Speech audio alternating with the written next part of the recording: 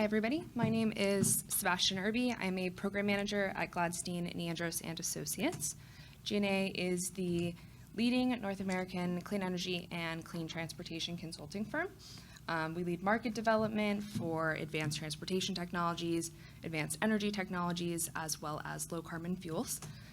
We are headquartered in Southern California, but we have staff across the country. I myself am hailing from Washington, D.C. today. We have three core teams.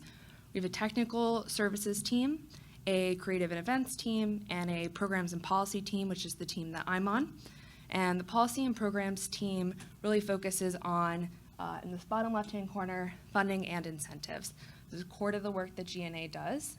We have a team of about 15 folks now who track over 500 funding and incentive programs across the U.S., both at the state and the federal level, as well as in Canada at the federal and at the provincial level. And what we do with this information is we help our clients track which programs fit best with them, evaluate what programs might be most competitive for them, and then we help them apply as well. We also host the largest advanced transportation and clean fleet event in North America. Our 12th one will be this May, and we host ACT News, which reports on trends driving clean transportation. Now, a lot of our work traditionally has been in the on-road space, but that's not all we do. We're seeing a lot of momentum in the off and non-road space as well. These are all projects that GNA has worked on. Of the three vessels you see, I believe one is battery electric in the top right, and the other two are natural gas. And what I'm here to talk about today is how we get these greener or less carbon intense vessels funded. Funding is pretty much at an all-time high right now. We are anticipating about $20 billion a year for the next several years across federal incentives, state incentives, as well as local or utility or regional programs. That's much higher than the typical 3 to 5 billion that we're seeing. And this is for advanced technology, infrastructure projects, research and development, fuel production, vehicle deployments, you name it. So how we got to this high level, in 2009, the American Recovery and Reinvestment Act put money into clean technology. It was $300 million. It did a lot for the industry. 2016, the Volkswagen litigation case, huge bump. $3 billion that went across the states, all for them to implement their own programs to reduce diesel emissions. Many of those funds went to fund vessel projects as well. That $3 billion was a huge catalyst for the industry, both on and off-road. But just this year, in the Inflation Reduction Act, a new program that's proposed, which is emissions reductions at ports, that program alone is going to be for $3 billion. Now that $3 billion, they have until 2027 to spend it. We could see one big solicitation, a couple of smaller ones.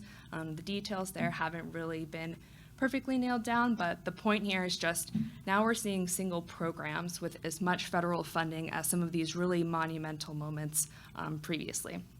And this is for a program that's really focused on ports in the marine space.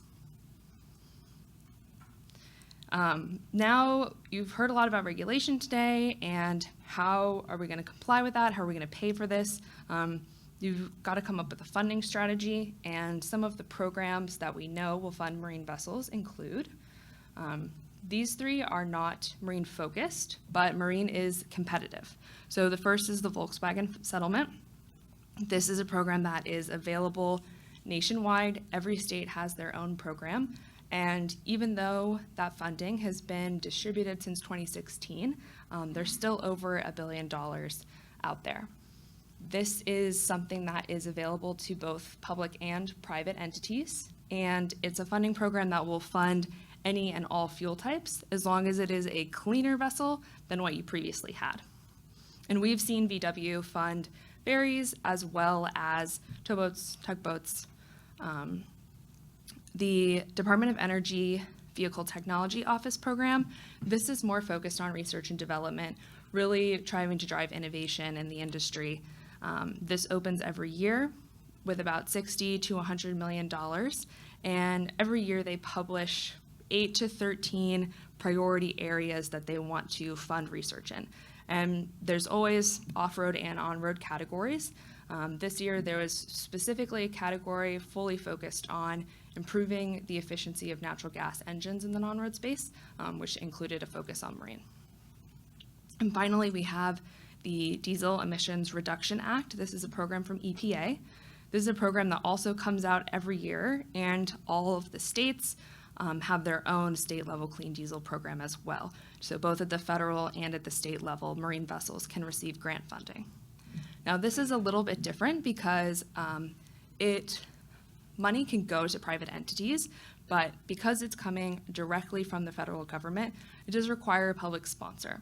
So that could be your local port authority, just the state environmental protection or environmental quality agency, it could be a county, a city, any public entity that is basically willing to put their name on your application, yes, confirm that there are going to be benefits for the people that they serve, and just sort of vouch for your project.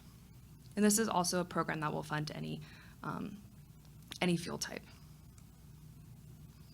Now, these are some programs that are specifically focused on marine, and I made sure to include some new ones that are solely focused on ferries. The Department of Transportation released 3 programs last year after the Infrastructure Investment and Jobs Act last year. So these 3 ferry programs on the left here are the 2022 round has closed, but it is returning. So we expect that to return next year, and this year across these 3 programs, there was almost $300 million up for grabs. Now, all of these programs are very similar to DERA because they're at the federal level. They do require some sort of private-public partnership.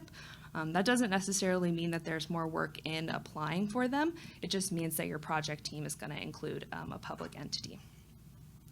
Now, the Marine Highway Program is not solely focused on vessels. It will fund vessels as well as supporting fueling infrastructure, so that could be bringing in hydrogen, any sort of natural gas fueling you need, as well as charging equipment, but it will also cover the cost of shore power. And that's actually the case for likely all of the programs on the screen here. This is also a program that occurs every year, and this year there was $12 million. And finally, I'm going to talk about the grants to reduce air pollution at ports. This will be a new program from the Environmental Protection Agency that we hope to see start in the next year or so. This was that last bar on the chart that I showed earlier. This is $3 billion, excuse me, and this is completely focused on ports.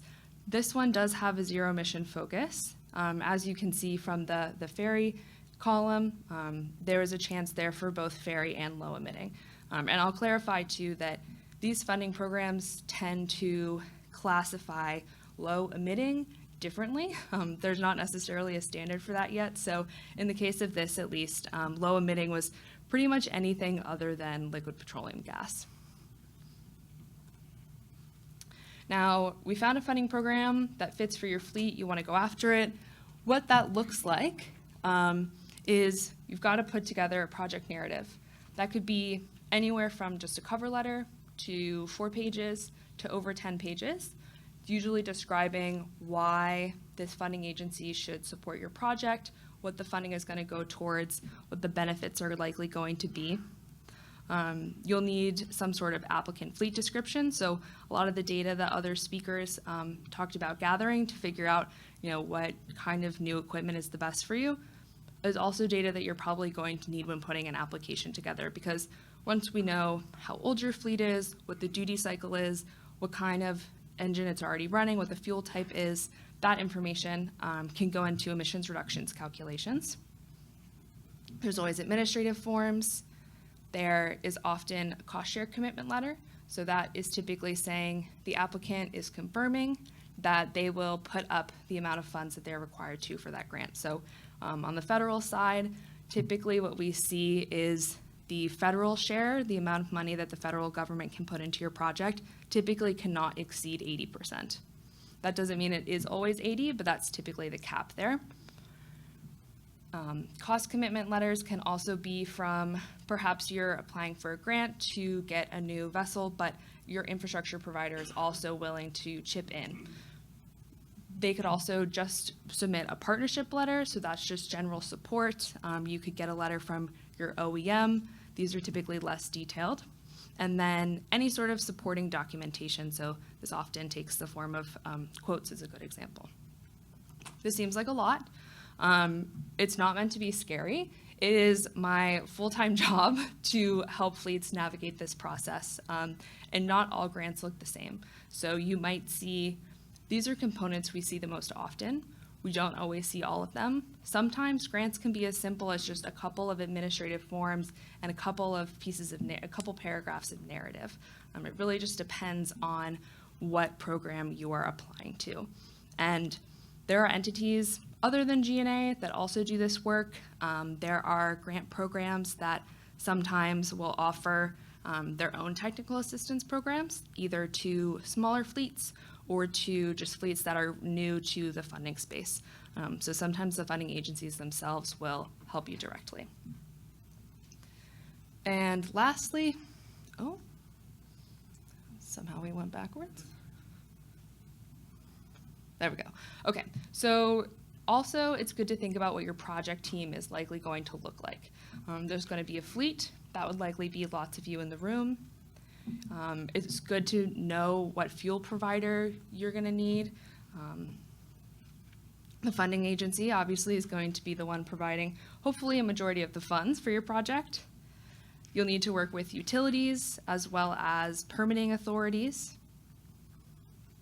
And what we've seen a lot in the last year, last few years really, both at the federal and at the state level, is a push to involve community groups more in these projects.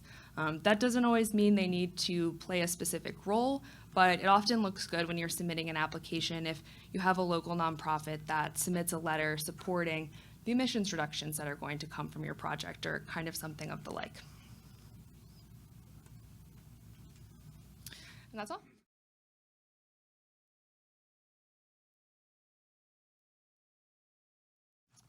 Good afternoon, everyone. I'd like to thank Elliott Bay Design Group, Mike Complete and his team for having me here. Our folks at E1 Marine, really appreciate all the hard work and dedication. Robert, Mighty, it hasn't been easy, and then IGB, thanks for putting on another great event. So with that, I'll get started. Don't want to put everybody to sleep. IGB's told me I've got 4 minutes, so I'm gonna make it quick here. So this is a bit of a disservice to the team.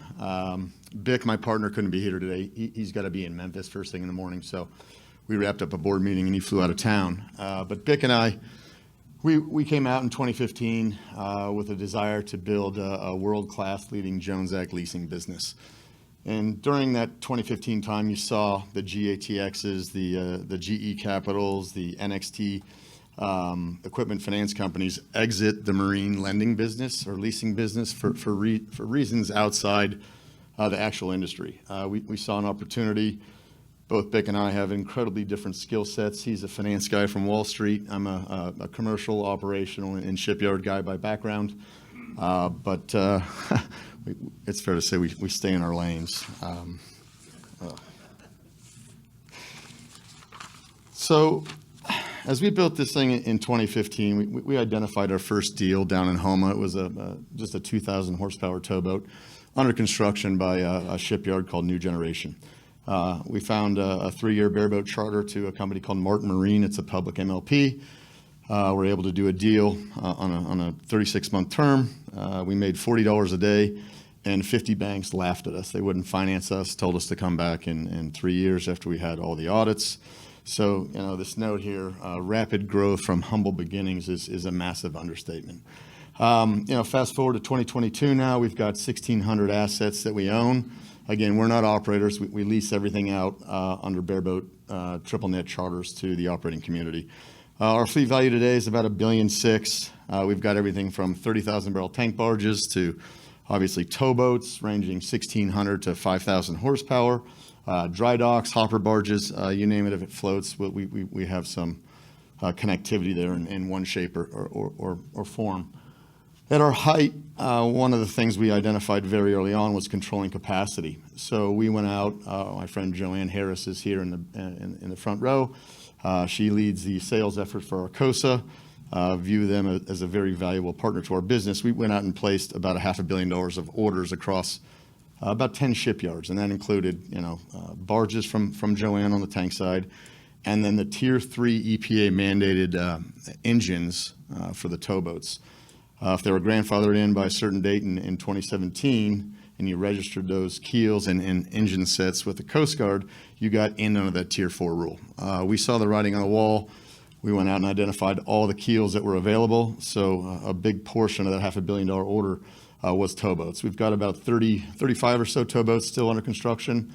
We've got 10 deck barges still under construction from Joanne. She's here beating up my good leg to order some more, so we'll see how that goes. But I think what I'm really proud of is we've created 4,000 indirect jobs through those contract awards over the years, and next week we're closing on our next acquisition. It's a company called MG Transport, headquartered down in New Orleans, about 300 and some odd barges. So that'll put us up to close to 2,000 as we continue to broaden our operator base and stretch our wings.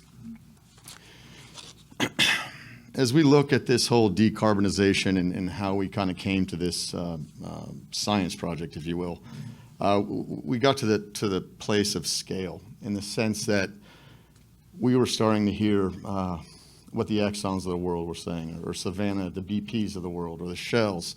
And it wasn't just the CEOs, it's activist investors that are getting board seats now and trying to move away from fossil fuels. So as I look at my business, how do we grow for the next 15 years? And it's not going to be building 30,000 barrel tank barges. It's going to be doing something on the alternative power. Early last year, I don't remember the exact date, but we were connected with the Element 1 team, Dave Edlin and his co-founder, Rob Schluter, and we were presented with a pretty unique proposition on converting methanol into hydrogen at the point of consumption. Hydrogen is like the holy grail of energy, and honestly, for the first 6 months of diligence, our office looked like a chemistry project on the whiteboards. I tried not to go in, but I own it, so I had to go. But it was really, really interesting to watch the team kind of come together and figure this out. And we finally got the deal done. We invested $40 million into this joint venture between us, Element 1, and Ardmore Shipping, and that was born E1 Marine, and that's one of the reasons why we're standing here today. But it became pretty apparent to me really quickly after we closed that deal that to take this to the next level and to really see the vision that I think Bick and myself saw when we first met Rob and Dave is we've got to build a boat, right? It's a real difficult undertaking to have Mighty go out to the maritime community worldwide and try to sell this box, right? So from our standpoint, really that's where the Hydrogen One was born. We joined the Blue Sky Coalition, founding members, get all the emails like everybody in here about talking about alternative fuels, going to conferences, no disrespect. It just got old, and I just said, look, it's just time to do something on our own. We wanted to be the drivers of this change. We didn't want to sit back. We didn't want someone else to do it. We don't think that this technology, what we're doing with Hydrogen One, is just the end-all, be-all for every solution. This is just a slice in the broader pie. Where we are, we engaged Mike and his team at Elliott Bay, what has been about a year now, more or less. And we started with a clean slate. We said, here are the parameters, build this boat to accomplish these missions. And I think it goes without saying that this boat is a little bigger, it's a little wider than something that we're used to operating in our fleet.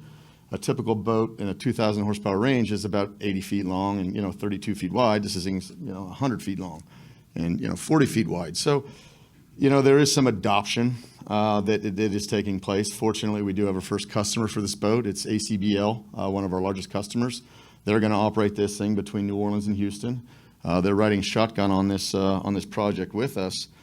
But it's been an unbelievably heavy lift, and I can assure you that everyone in this room, it's been a lot of brain damage, right? we're changing an industry and we're doing something that's never been done before. And I'm not an engineer, I'm not a scientist, that's not what I do. But I think, with the folks at Rick's, the Power Cell team in Sweden, you've got the ABB genius of Dave Lee, you've got Elliot Bay running the show. Carl Center, I know Alden's here, who's providing the L drives, right? Like the whaleboat we were talking about. We're going at this in an entirely different way. And I challenged the team in the beginning. I said, look, this boat's going to be expensive. And, someone's going to ask me how much it's going to cost. I'm not going to tell you because we're still not there yet. But we're not looking to make money. Well, with our scale, that's not the point of this first project.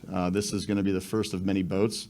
We're going to learn an awful lot through this process, during startup, during ramp up, the algorithms that are going to control all the systems. And then the efficiency that Dave's learning through the real-time data that we're getting, every 30 seconds or whatever it's coming across now. That's real meaningful change that I think is going to prove quite successful when this boat gets on the water. Right now, the boat is targeted to be delivered and on the water late Q3, early Q4 next year. Intracoastal Ironworks down in Houma, Louisiana is going to build the vessel. They're a great yard. They've built 8 towboats for us now. We're taking delivery of the 7th one tomorrow. So I feel very confident in their ability. We're going to have all the oversight done through Elliott Bay. Graham, I know at Lloyd's, is working through the AIP process on the reforming technology for us now. But we're really excited to support this move. And, again, I said in the beginning, we're not an operator. We're not a bank. Bick and I started this business to build a leasing platform. We're funded through several sources, really. In the beginning, it was friends and family. But now we've institutionalized ourselves. So Credit Suisse is a big provider, Stonebriar Commercial Finance, a lot of endowments from universities and big companies and municipalities give us an awful lot of money, which allows us to go out and do these sort of opportunities. And, I would invite anybody in the audience today, if they want to pull me aside and ask me questions. Look, we're sitting on a bunch of money that I'm looking to deploy. We have no exposure to the ferry space yet, but happy to talk things through. We can underwrite the construction, give you a full turnkey solution when it delivers, and help along the process. So really, that's all I had. I wanted to be mindful of my time up here. I appreciate everybody's attention, and I think I'm going to sit on a panel now. So thank you guys very much.